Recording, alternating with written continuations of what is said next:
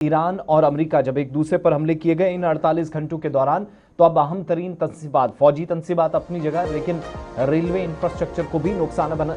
نشانہ بنانے کا دعویٰ ایران کی جانب سے کیا گیا ہے۔ ایران میں ریلوے پلوں پر میزائل حملے کیے گئے اور ابتدائی معلومات کے مطابق وہ انفراسٹرکچر جو مختلف ساحلی علاقوں کو جنوبی حصوں کے ساتھ جوڑتا ہے۔ 4 مختلف تصویریں آپ کے سامنے ہیں پچھلے 48 گھنٹوں میں سے۔ یہ جو بیتی شب گزری ہے، ابھی بھی کچھ کنفرمیشن پہلے جب جوابی حملے کیے گئے اس میں اگلی خبر پر چلیں گے، لیکن حملوں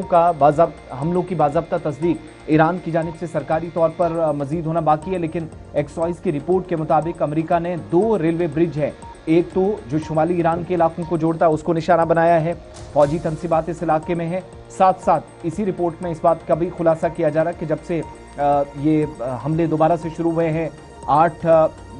اپریل سے شروع ہونے والا سیز فائر ٹوٹا ہے، تب سے ایک اور علاقے کے اندر جو military strategic point of view سے امپورٹنٹ علاقہ تھا، ریلوے اس ایریا کو کنیکٹ کرتا تھا، اس علاقے کو بھی نقصان پہنچایا گیا اور اسی راستے کے ذریعے ابتدائی معلومات کے مطابق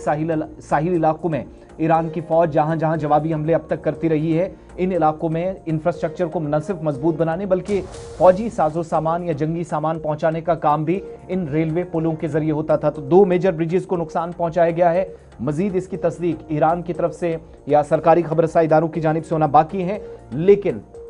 گلف کے اندر اور خاص طور سے اسٹریٹ آف ہرمز میں 3 جہازوں کو نشانہ بنانے کا جواب تہران پر ہونے والے حملوں کی تصدیق کے ساتھ امریکہ اپنے حملوں کو جسٹیفائی کر رہا ہے۔ اور عسکری ماہرین ہیں، ان کا ماننا ہے کہ جس طریقے سے ریلوے انفراسٹرکچر، روڈ انفراسٹرکچر کو ڈیمیج کیا جا رہا ہے، دراصل یہ فوجی حکمت عملی کا ایک طریقہ ہوتا ہے۔ اس سے رسل و رسائل یعنی جو مدد اور جو سپلائی چین ہو جاتی ہے وہ بریک ہو جاتی ہے اور اس سے محاذ کمزور ہوتا ہے۔ اگرچہ پینٹاگن نے ان تمام باتوں پر ابھی کوئی وضاحت نہیں دی ہے کہ کیا واقعی طور پر ریلوے برج کو،